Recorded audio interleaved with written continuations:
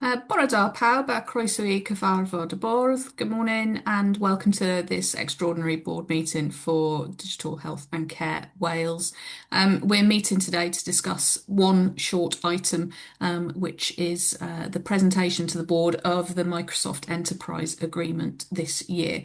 Firstly, I will just say we have had apologies today from Marilyn Bryan Jones and Helen Thomas, our CEO, and Marion Wynne Jones also won't be joining us.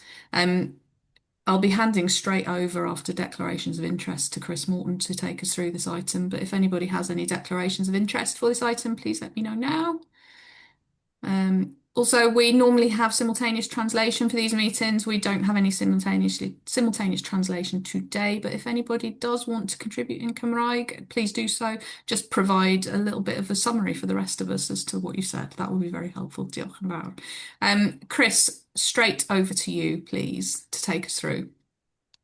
Okay, diolch, Chair, Bwrdd pawb. Thank you, Chair, and good morning, everyone. I'm just going to present some slides, and Sam and myself will take you through just an overview and background through some of the slides that we've developed of the deal this morning for your review and approval. Thank you. So I'll kick off then, Chris. Thank you. So if we could move to the next slide.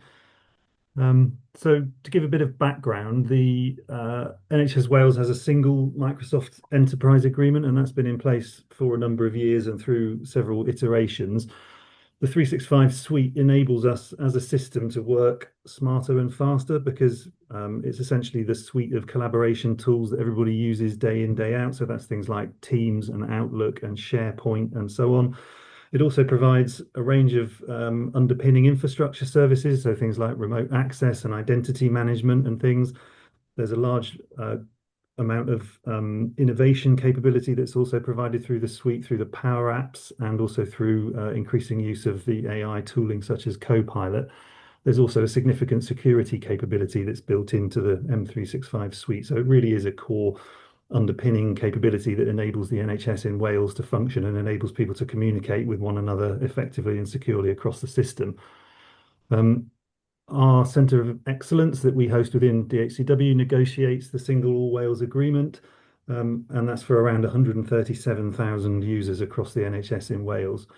We're currently in the fourth year of a 5-year enterprise agreement, and we do have an option to increase that or to extend that into year 5 if we so wish. Year 4 ends on the 30th of June this year. So as we've moved into this decision point at the end of year 4, we've really had 3 options. The first was to extend into the 5th year, which gives us some pricing certainty in the short term, and then to move on to a new EA, which would be based on UK-wide pricing, which Crown Commercial Services negotiated, which is available to all public sector organisations in the United Kingdom. The second option, which is the one that we're pursuing, is to negotiate a new enterprise agreement, which starts from July of this year. And then the third option is to look at enhanced capability, which would be to essentially do option 2, but to build on that with a large consumption of Copilot licensing to provide AI capabilities to a larger proportion of the workforce. So if we move on, Chris, thank you. So this has really been a collaborative effort across NHS Wales. The work has been led by our Centre of Excellence, as I've said, but we've collaborated with finance teams, procurement teams, and others across the system. And we've brought in a specialist third party by the name of Livingston, who've provided support on requirements gathering, but also on negotiations as well. We established a project board to oversee the process, and this has had representation from digital teams and clinical teams across Wales. And the project board was supported by a task force, which had representations from all NHS Wales organisations. And DHCW represented the primary care community in that because of our role in supporting primary care. And the role of the task force was to gather and feed in requirements from all organisations and then validate the numbers and feed those up to the programme board for feeding into the negotiation process. We've been providing regular updates to directors of finance, to their deputies, and to directors of digital. Chris and I also updated the chief executive management team back in February, and the work there was well received. I do want to extend our gratitude to all of the people across NHS Wales who've contributed to this process. It really has been collaborative, and we couldn't have done it without really strong engagement from people across all organisations. So the project board have agreed an overarching deal with Microsoft now. We've provided a breakdown of costs to all organisations, and that includes the costs, the overhead costs for the enterprise agreement, or the individual organisation costs for the enterprise agreement, and the costs for the Centre of Excellence. It also includes the Unified Support Contract, which is the vehicle for us to gain support from Microsoft in the event that we have problems with any of the services which are covered under the contract. All NHS Wales organisations have now approved their expenditure through their March board meetings, which does leave us in a position now where we're able to establish this new agreement subject to board approval here today. So if we could move on to the next slide, please, Chris. It has been a long and really challenging negotiation period. So we've been through a number of offer iterations with Microsoft. I won't go into the details of those here, but you can see on this slide the movement in price that we've had over the duration of those negotiations. So the situation that we've landed in has resulted in a cost avoidance to NHS Wales as a whole of 34.2 million. So it's a very significant contractual win for us as a system, I think.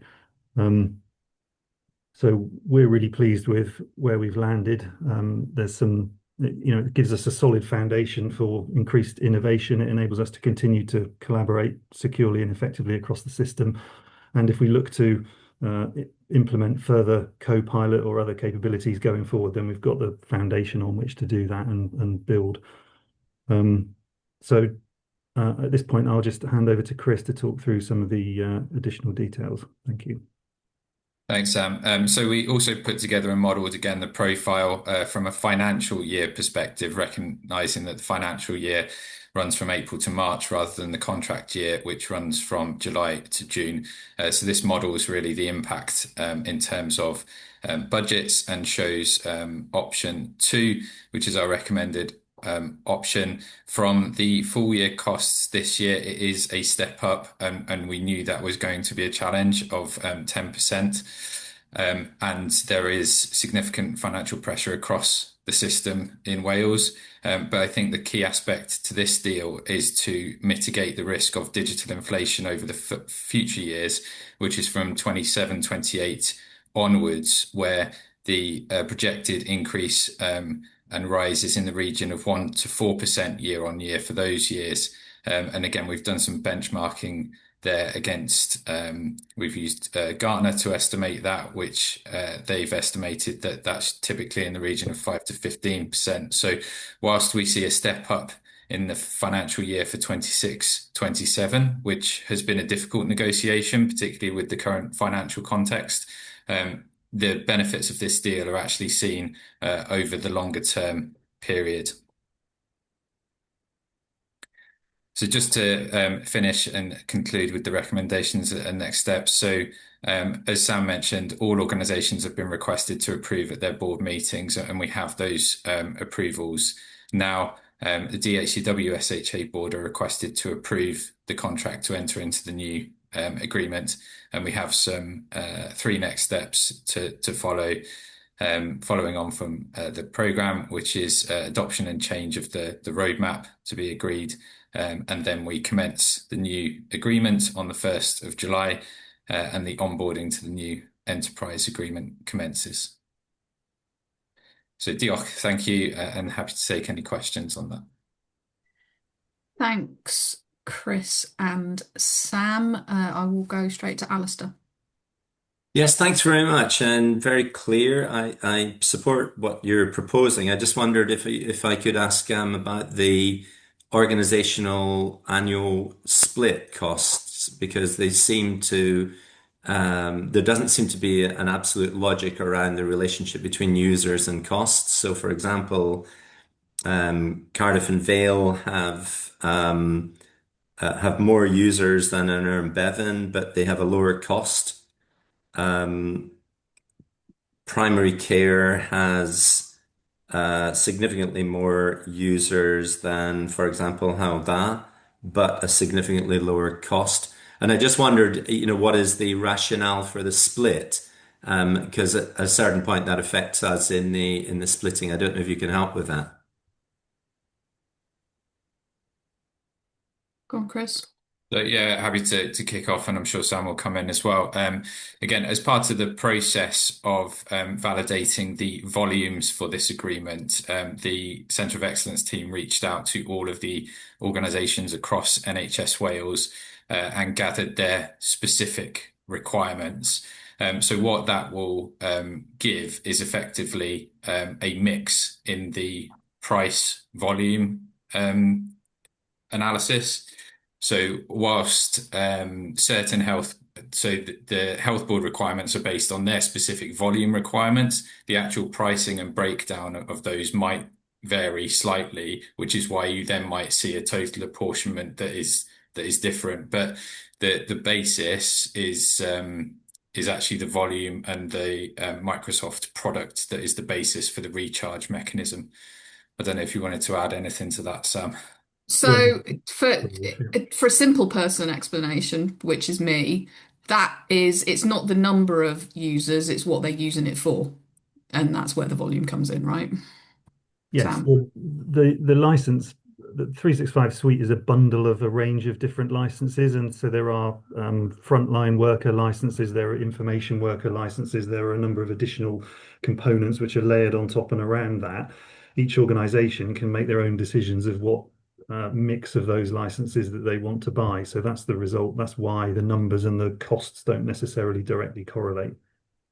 Thanks. Appreciate that. Lovely. Thank you. Any other questions or comments?